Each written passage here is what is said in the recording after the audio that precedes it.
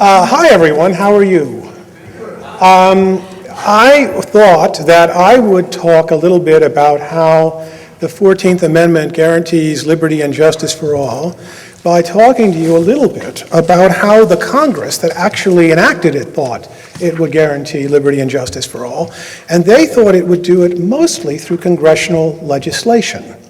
So I want to talk today about the Reconstruction power, the power to enforce the 13th, 14th, and 15th Amendments. I just want to tell you that everything you know is wrong. Or rather, I just want to adjust the record slightly. So here's the basic idea.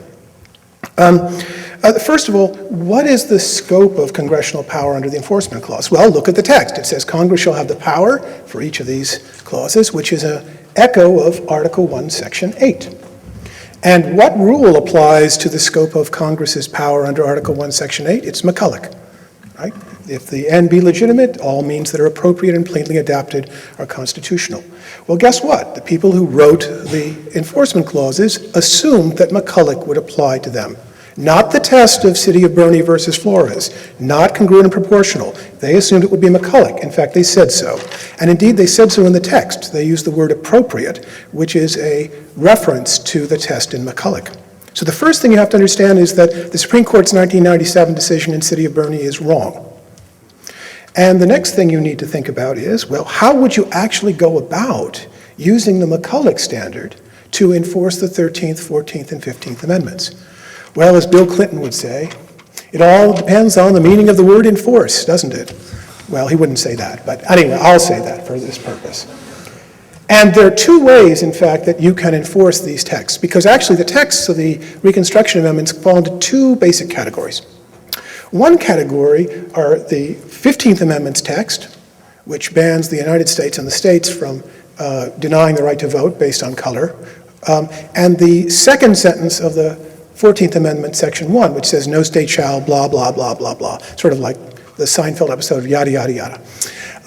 One way of understanding, well, we'll talk about Seinfeld and the 14th Amendment later. But in any case, those are bans on states doing things that violate certain rights. But the other two texts of the Reconstruction Amendments are phrased differently. The 13th Amendment says slavery shall not exist in the United States, and the Citizenship Clause of the 14th Amendment says that all persons born in the United States or naturalized and subject to the jurisdiction thereof are citizens of the United States and of the state in which they reside. What's interesting about these two clauses is that they announce a new status. They don't declare rights per se, they simply announce that there's a new status. From now on, if you're born in the United States, you're a citizen. From now on, if you were a slave, you're now free. The question that's interesting is how do you enforce those clauses as opposed to the no state shall clauses? Now, we already know the answer for the 13th Amendment. The answer is that Congress has the power not only to ban slavery directly, and not only to do things that the court could directly do in enforcing Section 1. We know that Congress also has the power to ban the badges and incidents of slavery. This point is made in the congressional debates. It's also made in the civil rights cases.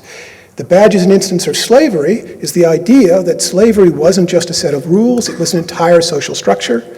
And indeed, if you read Dred Scott, you'll see that Justice Taney, as he's going on about how blacks have no rights that whites are bound to respect, describes slavery as an entire social system which justifies and is used to justify all sorts of practices. And this is exactly what Congress had the power to eradicate. They could destroy this system, this social and legal and economic and cultural system through legislation. And Congress has the power to do so under the McCulloch standard. That is, if it could reasonably conclude that it's furthering the goal of disestablishing a system like this, then it is constitutional. So then I ask you, how would Congress enforce the Citizenship Clause, which says that all persons born or naturalized are citizens of the United States? The answer is pretty much the same way. The idea is that not only are there badges and incidents of slavery, there are badges and incidents of citizenship, which is a point, by the way, that Akhil has made in his book. What are the badges and incidents of citizenship? Well, if you asked the people who wrote the Reconstruction Amendments, they would have told you that these are basic civil rights, equal protection by the government, and equality before the law. Those are the basic elements of citizenship. It follows then that Congress, under the McCulloch standard, could pass legislation that was reasonably designed to guarantee equality before the law, equal civil rights, and basic liberties. It wouldn't be empowered to pass every kind of legislation. It wouldn't be empowered, for example, to pass certain kinds of environmental legislation or food health and safety legislation or various economic legislation. It wouldn't do that. Congress would have to show that the kind of legislation it was passing was a bona fide legislation designed to protect equality before the law and equal civil rights. Now, it actually turns out Congress has passed such laws. In fact, it passed a series of them in the 1870s, and it also passed them in the 1960s. The Supreme Court, however, did not understand these laws passed in the 1960s as being based on the 14th Amendment. Because of the civil rights cases, it said that they were okay under the Commerce Clause. But at the time, senators and congressmen grumbled. They said, that's not what these statutes are about. They're not about commerce, per se. They're not about the trade of goods and services. They're about equality. They're about equal rights. And guess what? They were correct.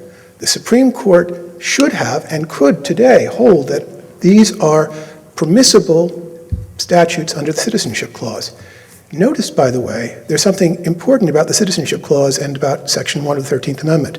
They don't have a state action requirement. That is to say, if Congress comes to believe that private discrimination robs people of basic dignity as citizens, then it may ban private discrimination. Now, before you make a conclusion of that, I just want to remind you about something. Do you all know the famous place where Martin Luther King gives his speech? He gives a speech in Washington, I Have a Dream speech. And do you know what the name of the March on Washington was? The full name of the March on Washington? It was the March on Washington for Jobs and Freedom. That is to say, the civil rights movement, the modern civil rights movement that we think about today, is a movement that's not only about public discrimination, but also about private discrimination. Sit-ins at lunch counters, Rosa Parks standing up on a privately owned bus. The basic idea is that by the 1960s, Americans had concluded that you would never have equal citizenship and equality before the law unless you aimed at particular areas of private discrimination: housing, employment, public accommodations, education. And the Civil Rights Act of 64 and 68 aim at those particular areas, and they reflect a reasonable conclusion by Congress that these are necessary to secure equality before the law and equal civil rights. But that's not all.